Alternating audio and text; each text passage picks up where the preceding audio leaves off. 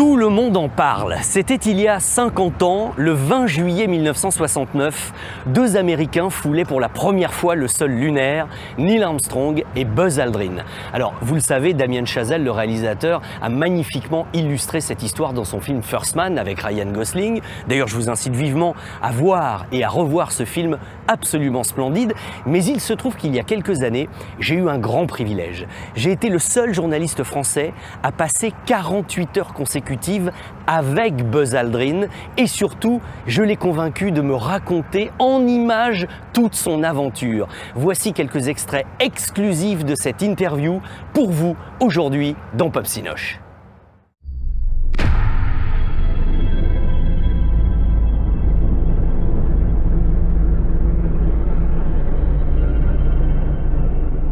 Tu es sûr ? Oui, c'est une belle aventure. Le premier homme sur la Lune. T'imagines un peu ? La mission qu'on a choisie est si difficile. Elle exige un tel niveau d'avancée technologique qu'on va être obligé de repartir à zéro. Une des plus belles aventures technologiques et humaines du XXe siècle et direction Saint-Tropez pour faire la connaissance du deuxième homme à avoir marché sur la Lune après Neil Armstrong, l'astronaute américain Buzz Aldrin. Rencontre avec un homme légendaire. Is it going to be a question, answer? Yeah, yes. Okay. Face to face. Yeah, yeah. Just you and me, not them. Absolutely. Okay. I'm a lucky man. It's only you and me. We choose to go to the moon in this decade and do the other things, not because they are easy, but because they are hard. There was a fairly realistic comic book, Buck Rogers, that went into different, I thought fairly realistic, as much as they knew. And Flash Gordon a little bit. And I grew up in a family that was involved in aviation. So that's what I focused my attention on when it wasn't athletics and sports. And when I knew that the time would come when I would get into flying airplanes. So yeah, I was lucky, I was fortunate. I was surprised by two things when I became an astronaut. The first was that there were no exams, no tests, no way that person giving the training could ever tell whether an astronaut received the training or not. There was never any number. It was maybe subjective. I think he understood what we were trying to tell him.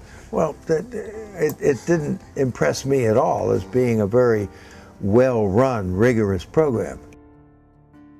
So there was enough awareness that once you start preparing for a launch, you'd like it to keep going. You just don't want to see a disappointment of having to stop and now do it all over again the next day. So it's sort of like winning the game if you get launched, and you lose the game if you don't get launched. Do you remember what happened in your head? Nothing happened in my head. The countdown went, and you're watching. I don't know what went on in my head. There was not panic. There was not laughing. There was no fear? Serious business. No fear at all? Fear is something that begins to confuse the mind.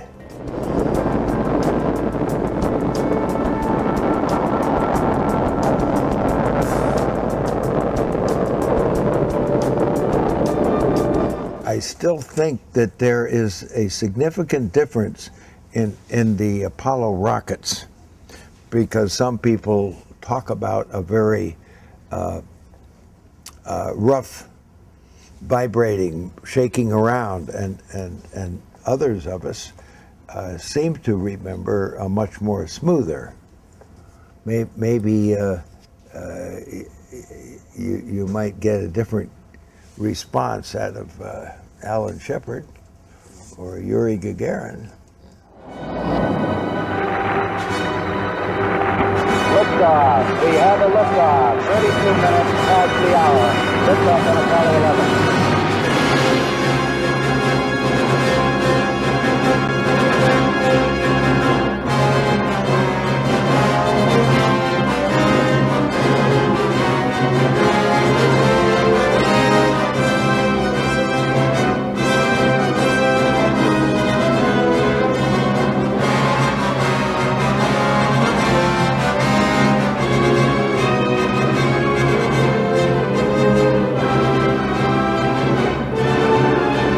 As you're going this way, you can look out.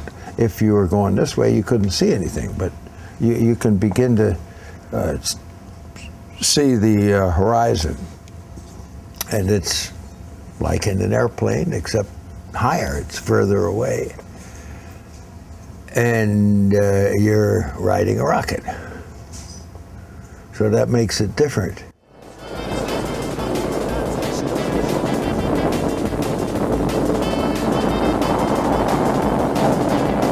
Sure, we knew we had only 2 hours, but being deliberate, methodical, that's a more safer or prudent way of doing things, deliberate.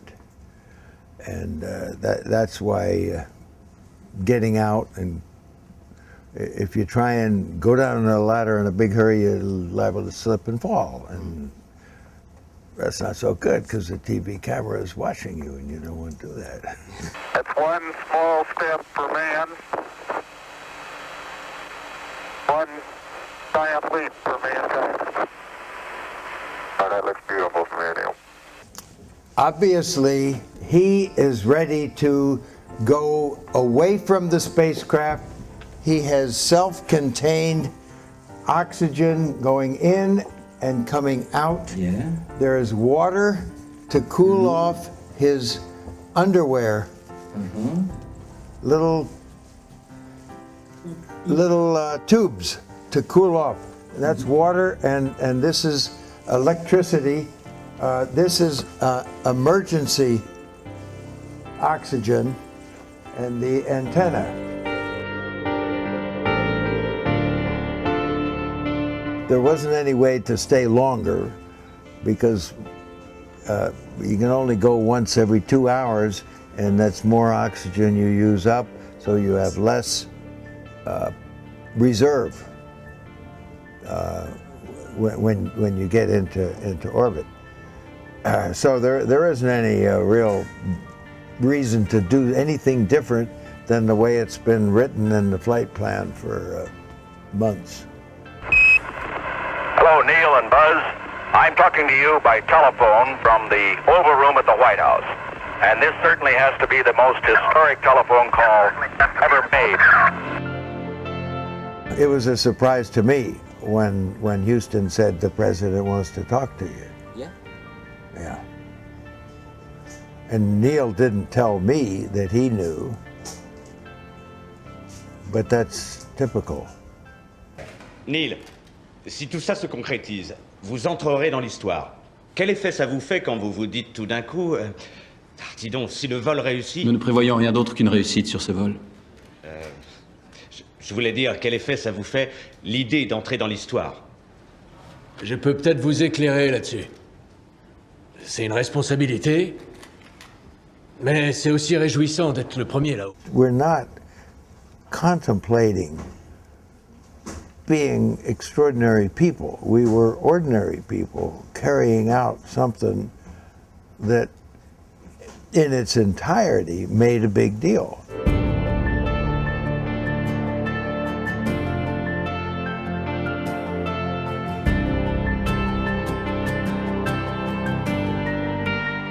It's only when you put it into the context of where you are, what you're doing, and the reality of the rocket, the space, the moon. Maybe as the years have gone by, and I feel more comfortable with whatever you want me to be, and if it's a hero, I'm your man. See, Richard Branson wanted me to take a ride in his Virgin Galactic. I said, Why would I want to do that? I've been to the moon.